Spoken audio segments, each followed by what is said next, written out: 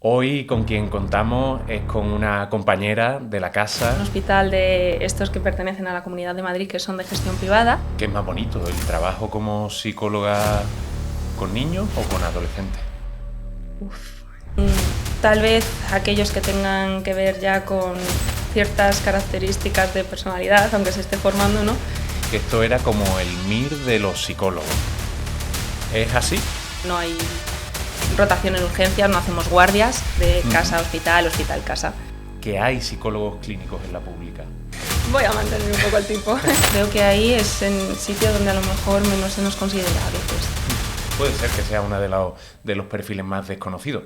Las guardias a veces están, a veces no. Me ha dependido mucho del caso. Muy buenas a todos y todas, bienvenidos, bienvenidas a esta nueva entrega del podcast de APIR. Este podcast en el que ya sabéis que nos interesa la divulgación de múltiples contenidos de la psicología y de la psicología clínica. Hemos contado en episodios anteriores con Sergio Vero para hablar de terapias afirmativas, con Javier Martín para hablar de su trastorno bipolar o con Cristina Medina para hablar de los factores psicológicos relacionados con el padecimiento de un cáncer. Hoy con quien contamos es con una compañera de la casa, Andrea Rodríguez, bienvenida. Gracias. Andrea, ¿tú por qué estás aquí? ¿De qué nos vas a hablar hoy? De todo lo que me preguntes y más, pero sobre todo creo que la parte más de la residencia, que a lo mejor es más desconocida para toda la gente que pueda ver el podcast y que le puede interesar qué hace un psicólogo clínico cuando está haciendo la residencia, por dónde pasamos, qué pacientes vemos y otras muchas cosas que al final pues creo que pueden interesar a mucha gente. Hoy, efectivamente, venimos a hablar de muchas cosas que quizás no se conocen de esas tres siglas, ¿no? Que son el PIR, Programa de Formación Sanitaria Especializada, Psicólogo Interno Residente, Psicóloga Interna Residente. Cuéntanos, si quieres, un poquito en qué situación te encuentras tú dentro del PIR y ya nos metemos al meollo. Vale, yo ahora mismo estoy empezando el segundo año de residencia porque me incorporé en mayo del año pasado a la residencia PIR.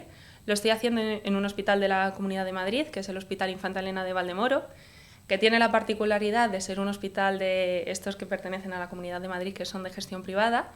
Y bueno, ahora mismo estoy haciendo la rotación en lo que se llama en Madrid Centro de Salud Mental, en este caso infanto-juvenil. Así que estoy ahí con los nenes, con los adolescentes y con sobre todo las familias, que al final muchas veces es donde vemos que suele estar más la problemática, por así decirlo. ¿Qué es más bonito, el trabajo como psicóloga con niños o con adolescentes? Depende. Voy a sacar el lado psicológico, vamos, de pura psicóloga. Depende. Para mí ha dependido mucho del caso. Ha habido pacientes adolescentes que me han encantado y otros pacientes niños o niñas que me han encantado, entonces depende. Sí que me he dado cuenta que me suele gustar bastante aquellos peques que a lo mejor o adolescentes que suelen tener trastornos del neurodesarrollo, TDAH, trastorno del espectro del autismo, me suele gustar bastante. Y luego tal vez aquellos que tengan que ver ya con ciertas características de personalidad, aunque se esté formando, ¿no?, que pueden estar dificultándoles en el día a día. Un trabajo desafiante, desde luego, como ya nos contaba Cris Corredera en el podcast justo en el episodio anterior, que el trabajo con niños y adolescentes requería de capacidades específicas y de cierta tolerancia a otras cosas, efectivamente. Pero hoy venimos precisamente a contar un poco todo lo que no se cuenta habitualmente o lo que no sale en los grandes medios de comunicación sobre este programa de psicólogo interno residente. Siempre se ha dicho, o hemos dicho cuando hemos intentado explicar qué es lo que estábamos haciendo, a qué estábamos opositando, que esto era como el MIR de los psicólogos. ¿Es así? Sí, podríamos decir que es más o menos eso. Sí que es cierto que es distinto en muchos sentidos porque la gran mayoría de los MIRes pasan por urgencias y no todos los PIRes pasamos por urgencias. En mi hospital, por ejemplo, no hay rotación en urgencias, no hacemos guardias, pero sí que es similar en el sentido de que al final no dejamos de ser formación sanitaria especializada, nuestro caso para psicólogos, pues como están los biólogos, los químicos, los farmacéuticos y los enfermeros y enfermeras. Entonces, sí, podríamos asemejarlo, aunque a mí no me gusta esa similaridad, por mucho que lo hagamos, porque al final es donde sale, que es en los medios de comunicación, el MIR, y el resto estamos como más escondiditos.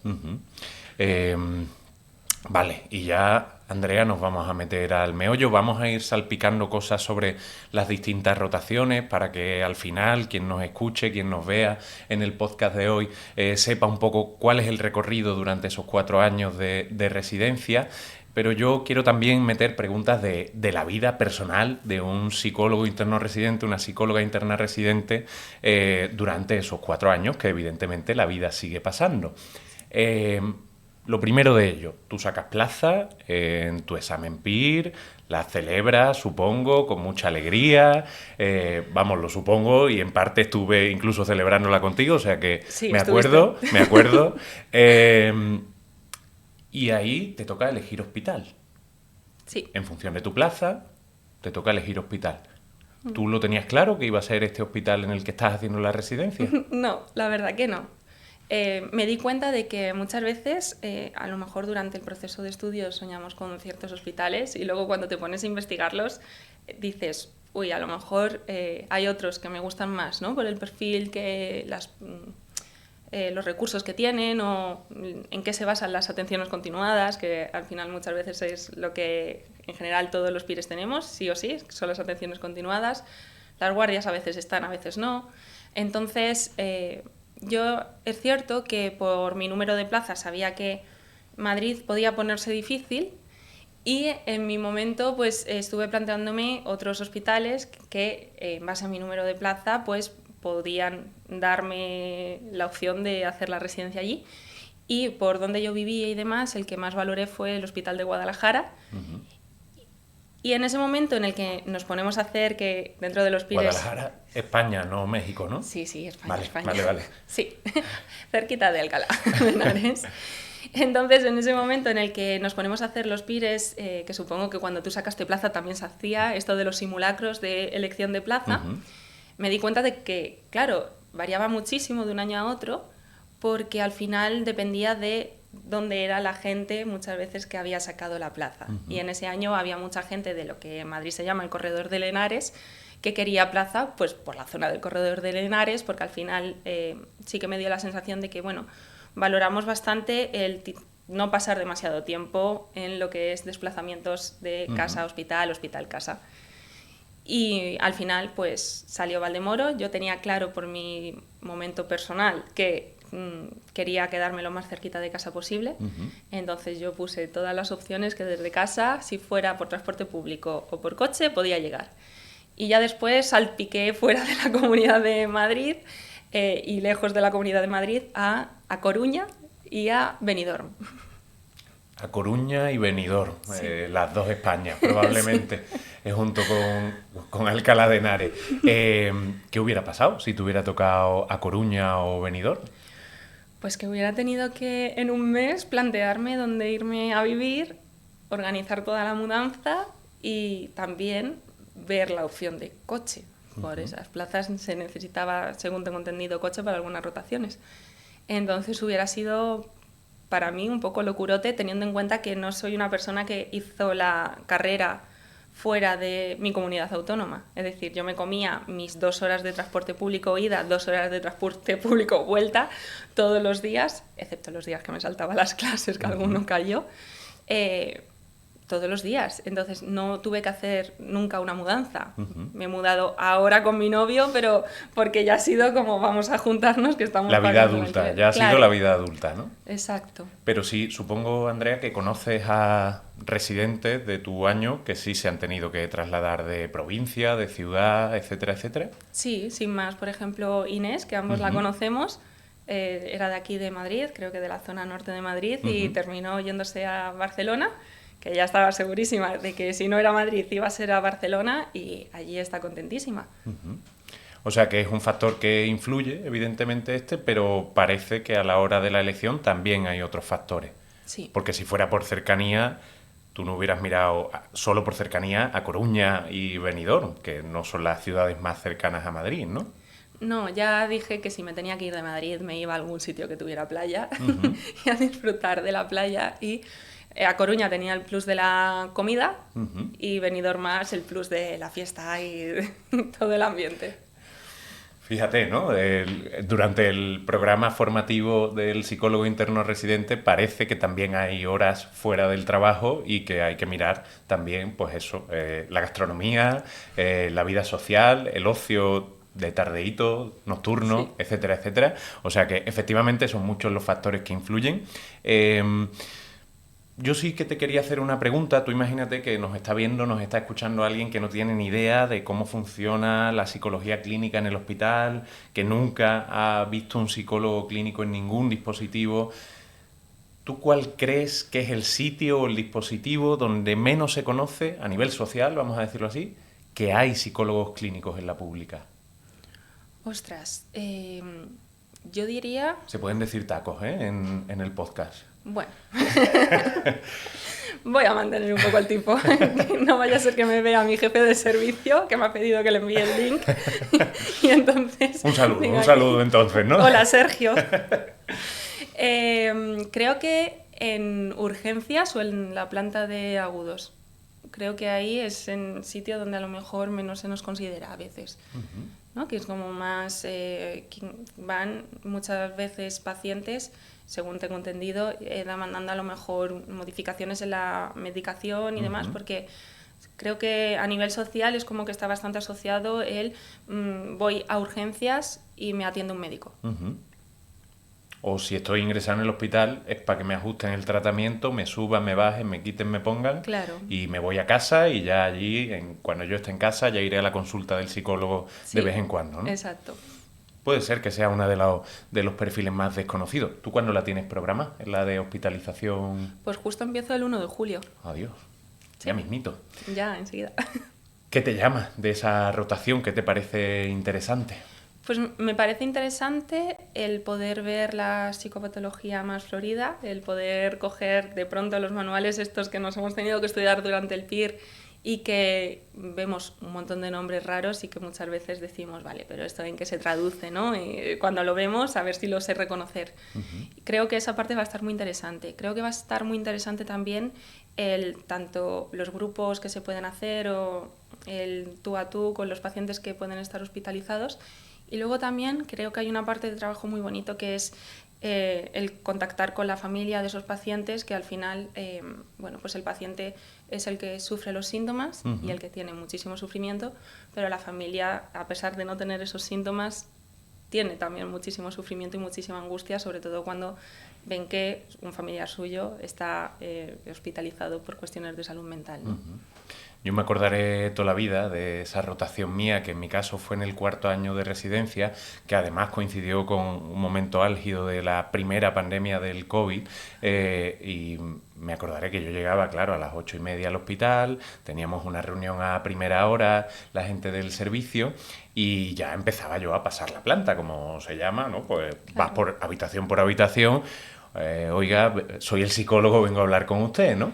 Y me acordaré siempre de un muchacho que siempre me insistía in situ allí en el hospital, que le dejara para última hora de la mañana, que a él le gustaba mucho dormir y que hasta las 11 no conectaba los cables, cosa que a mí me pasa bastante también. A mí Es también. decir, si yo tuviera que ir al psicólogo por la mañana, desde luego elegiría lo más tarde posible, y siempre me lo pedía en esta parte como muy de la convivencia, del tú a tú, ¿no? De la cosa más casera, más cotidiana. O sea que efectivamente tiene cosas muy bonitas y quizá que la gente a nivel general tiene poco en mente, ¿no? Que eso lo hace también un psicólogo clínico. Andrea, cambiamos de tercio. ¿Hay vidilla fuera del hospital? Hay vidilla y hay vidorra. Es decir, yo mañana mismo, por ejemplo, nos vamos todas las pires a hacer una comida, y lo hemos llamado informal, porque para eso hay también otra formal que tuvimos la semana pasada. Ajá. Y vamos a alargar hasta donde llegue. ¿Qué diferencia la formal de la informal? ¿La En etiqueta? la formal hay adjuntos y Ajá. están los jefes de servicio y bueno, toda la gente que quiera venir, y la informal somos nosotras, de charloteo, de copeo y de karaoke, seguramente. Es un club más selecto, la informal. Somos las pires. Las pires, efectivamente. O sea que se hace bastante grupo, Sí. por lo que tú nos cuentas.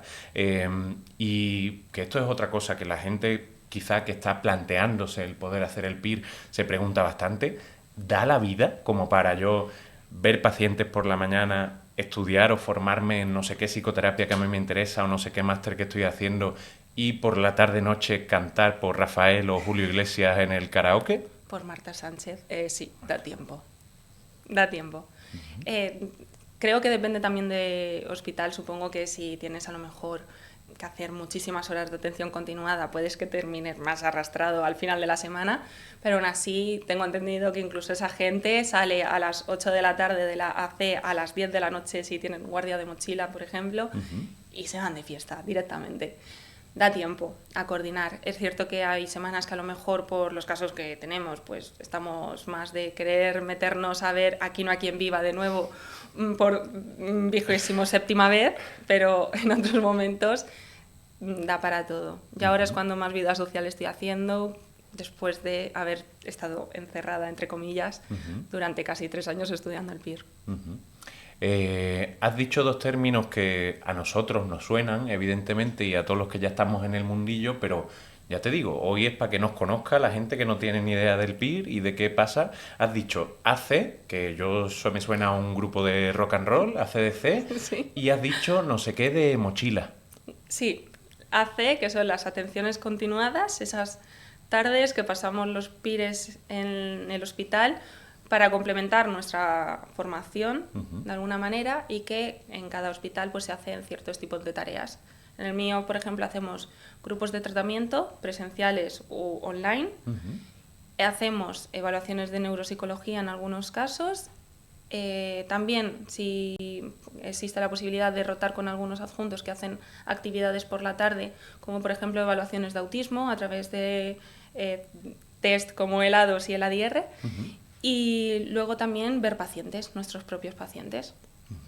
Y luego la guardia de mochila, en mi hospital no hay, pero son esas guardias que se hacen en compañía de un adjunto, normalmente de psiquiatría, por esto de que al final los psicólogos clínicos estamos como más desdibujados en las plantas y en las urgencias, y son esas guardias que son hasta las 10 de la noche, tengo entendido, y que bueno, pues va el psicólogo atendiendo pacientes que acuden a urgencias por motivos de salud mental. Vale, ya ha quedado explicado en qué consiste cada una de esas cosas, efectivamente. La rotación que tú tienes pendiente todavía, en los casi 3 años que te quedan de residencia, ¿qué más ilusión te hace ahora mismo o qué más te llama la atención? Vale, me llaman la atención todas, la verdad. Esa respuesta Ya. no te estás mojando. Es bien queda, ¿no? Es psicóloga, depende, todo está bien. Tienes No, razón. aquí hemos venido a A jugar. ver, por la que más ilusión me hace, creo que va a ser la rotación externa, que tengo solicitada, pero es cierto que los papeleos están como parados porque han puesto una regla en mi hospital que hasta 2 años antes no se puede solicitar las rotaciones externas, que es la rotación en el Prisma del Gregorio Marañón, que es un dispositivo para primeros episodios psicóticos en adolescentes, en los que se hace pues un tratamiento más intensivo que en un CSM, porque son pacientes que están como en mitad, no necesitan estar en una hospitalización, no necesitan, porque se quedaría muy corto, un tratamiento a lo mejor de psicólogo habitual, como comprendemos, de consultas de psicología, y a lo mejor están esperando a otro dispositivo, como puede ser un hospital de día, una media estancia o cualquier unidad de otro tipo que sí que son más intensivas. Esa me hace especial ilusión. Luego creo que también la de interconsulta me hace mucha ilusión, pero también la cojo con bastante miedo y respeto por un poco lo que comentaba de que por mi situación personal yo decidí no irme fuera de Madrid, porque una persona cercana a mi familia está pasando por un cáncer. Entonces sé que va a ser una que a mí me va a tocar mucho la fibra, por así decirlo. bueno, este trabajo yo creo que al que no le conmueve es que no se está implicando del todo en el trabajo. Totalmente. Y evidentemente pues hay cosas de la vida y de la propia formación como psicólogos clínicos que nos tocan cosas muy personales, Sí. efectivamente. Lo bueno, lo chulo, yo sí que te diré, Andrea, que a mí quizá una de las rotaciones en las que más aprendí, porque además se aprende mucha terminología médica, mucha terminología enfermera de la salud general, fuera de la salud mental, y además se ve una sensibilidad muy bonita en los distintos profesionales que no son de salud mental, que es un oncólogo, una oncóloga, una enfermera de una planta de paliativos, una enfermera de pediatría, y ves una predisposición humana tan bonita que bueno, yo creo que también nos sirve mucho ese empaparnos de esa humanidad que hay afortunadamente en la mayoría de profesionales del hospital bueno, que restauran mucho a nivel personal también. Otro salto. Andrea, ¿da tiempo de formarse, de hacer un máster en no sé qué, un curso en no sé cuánto, un congreso de no sé quién durante la residencia?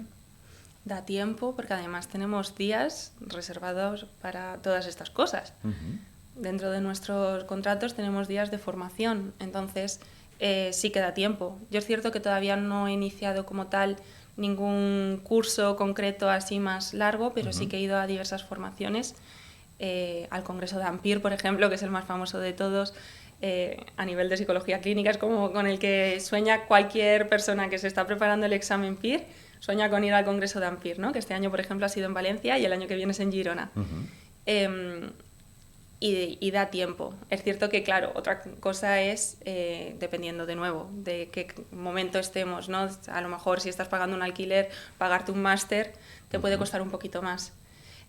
Yo estoy mirando cursos que me gustarían hacer, estoy sobre todo mirando cosas más transversales a nivel de habilidades terapéuticas, habilidades más en relación a la evaluación. No tanto un enfoque concreto.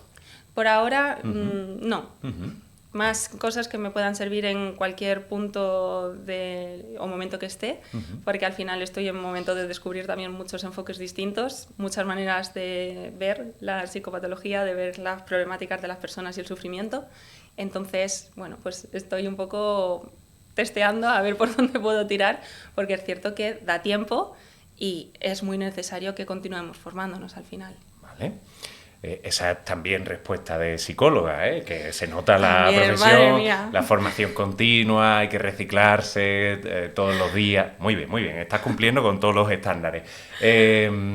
Pero me he quedado con esto del Congreso de AMPIR y en general, que es verdad que quizás es el más famoso, sobre todo entre los que por fin conseguimos atravesar esa barrera del examen PIR, ¿no? Y tenemos tantas ganas de juntarnos para celebrarlo. En los congresos estos, que suelen ser jueves, viernes, sábado o viernes, sábado, que suelen ser algunos de ellos fuera de la ciudad de uno, es decir, que se tiene que desplazar, que también suele haber marabunta de residentes, es decir, vamos yo y todos los de mi servicio, o todos los de mi servicio Sí. y yo. Normalmente la fiesta, la cena de gala y fiesta suele ser los viernes. Sí. Cuando el sábado a primera hora están programadas comunicaciones, póster, ponencias. Sé por dónde vas. ¿Qué nos puedes contar de esto? Que yo fui al sábado por la mañana después de acostarme a las 6 de la mañana. Yo estaba a las 10, ahí plantada en una silla viendo las comunicaciones, pero no se suele hacer y no lo debería haber hecho porque es cierto que iba con el ojo un poco cerrándose, parecía una muñeca rota.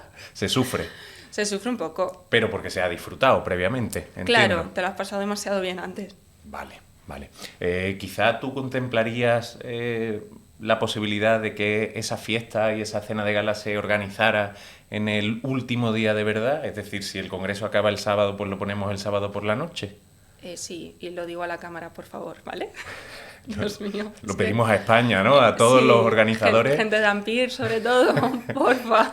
Por favor, que sea el sábado, ¿no? El sábado, sí. Vale. Andrea, no quiero que se nos vaya la oportunidad de preguntarte por lo que más te ha sorprendido una vez estando dentro. Seguro, desde antes de entrar y pasar la barrera del PIR se escuchan muchas cosas, buenas, malas, regulares, etcétera, etcétera. lo que más te ha sorprendido una vez que tú ya estabas dentro. A ver, ¿qué te digo? A nivel personal, el aprender a madrugar. A mí es lo que más me ha sorprendido de mí misma, porque yo era esa persona que si dormía mal por la noche, al día siguiente no iba a la universidad. Y estoy consiguiendo ir todos los días, no me han despedido. Y a nivel de lo que es la residencia como tal, es cómo, a pesar de lo mal que lo pasamos a veces por los casos que vemos y demás, el apoyo del equipo, al menos en las rotaciones en las que yo he estado, están todo el mundo como muy presente y muy pendiente de lo que nos pasa a los resis, tanto adjuntos de psiquiatría, de psicología, las enfermeras de salud mental, como los propios compañeros, ¿no?, de COERs, R mayores que están por ahí, también están como todos muy alrededor, intentando saber qué es lo que te pasa, intentando saber cómo vas, al menos en mi servicio, y eso la verdad que lo agradezco muchísimo. Una parte muy bonita, muy humana, muy grupal, que es verdad que nuestra especialidad tiene, especialmente durante los 4 años y durante el resto de nuestra vida profesional, que quizás si uno se imagina la imagen del psicólogo clásico que podemos tener en la cabeza en su despacho, solateras allí apuntando cosas de un paciente tras otro, no sé qué, no sé cuánto, desde luego se parece poco a la vida de residente o de adjunto como psicólogo clínico, ¿no? No, no se parece para nada. A mí, vamos, me quitas los desayunos del servicio en la cafetería, que parece que estamos pidiendo para una mesa boda, o me quitas el comer cuando nos toca ir a comer porque nos quedamos varios por la tarde y hacer comentada de las situaciones. Por cierto, se me ha olvidado mencionar antes un aspecto principal del equipo, que es la trabajadora social. El hacer, pues, comentadas de las cosas que nos han podido doler, de cómo lo hemos ido pasando, de cómo cosas que a lo mejor en algún momento nos han sorprendido de los pacientes y terminar de lo que nos ha dolido riéndonos. Eso a mí es lo que más, vamos, lo que me llevo y lo que creo que me voy a llevar de Valdemoro, sí o sí. Qué guay. Andrea, mucha gente cuando se plantea o cuando está ya incluso matriculado en esto del PIR y preparándose el examen dice, oye, pero durante la residencia ¿se vuelven a hacer exámenes? Depende del hospital, sí, en algunos sí. Al final del año de residencia hay algunos hospitales que hacen lo que se llama prueba objetiva, en la que te evalúan pues lo que has podido aprender en ese año de residencia, lo que consideran por las docencias que damos, porque la formación, de nuevo, es importante. Entonces hay un día en los que damos docencia en los hospitales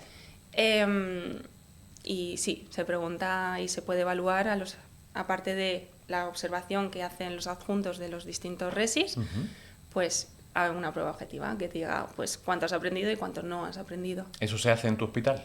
En mi hospital lo van a empezar a implantar. ¿Y hasta ahora cómo se pone la nota? Hasta ahora, por la observación, tenemos una plataforma que se llama Forsan, entonces ahí metemos un poco, vamos haciendo año a año y de manera más semanal, vamos rellenando el cuaderno de residente, ¿no? Entonces ahí vamos poniendo un montón de cosas, desde incidentes críticos que hemos podido tener con pacientes, compañeros, nos autoevaluamos a nosotros mismos, cosas que a lo mejor vemos que nos faltan, cosas que creemos que hemos aprendido ese año. Vamos diciendo también qué tipo de pacientes hemos visto, todas las atenciones continuadas que hemos hecho, y luego están los criterios de cada rotación, que eso nos lo evalúa un adjunto, y cosas extra, pues si presentas póster, si haces una publicación, si estás haciendo el doctorado, todas estas cosas que van sumando, las comunicaciones orales.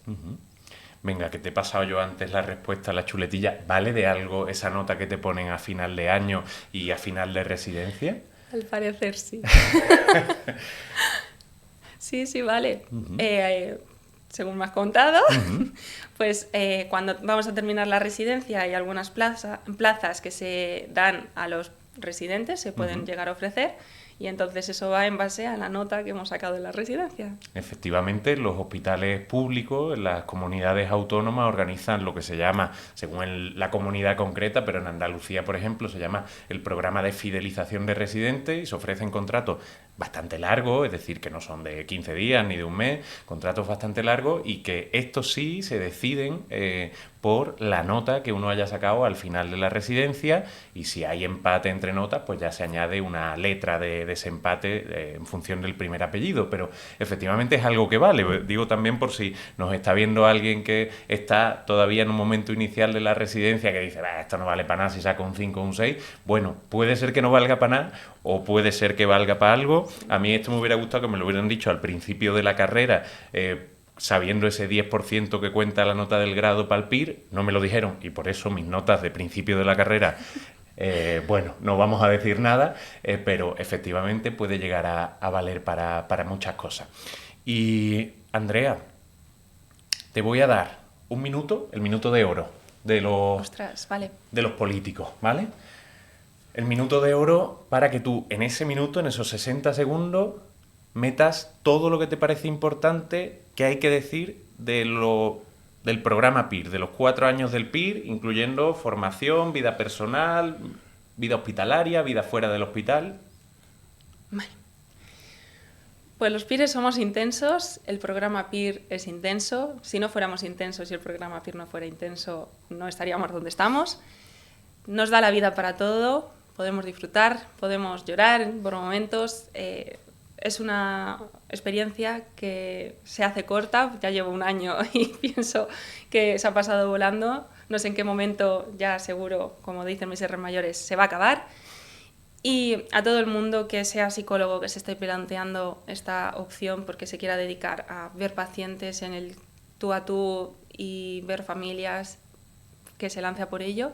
Y a la gente en general que no sabía qué era esto, seguramente tenga que ver con que no se sabe que hay muy pocas plazas PIR y que igual que se está valorando tanto en la salud mental, empecemos a valorar también que haya más psicólogos en la pública. Uh-huh. Joder, qué bien resumido. Así da gusto, Andrea.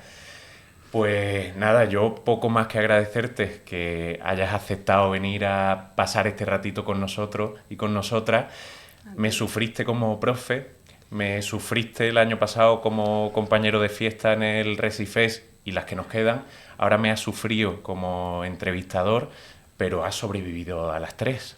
Sí, y no sé si es octubre o noviembre, lo mismo nos vemos por Granada. Adiós.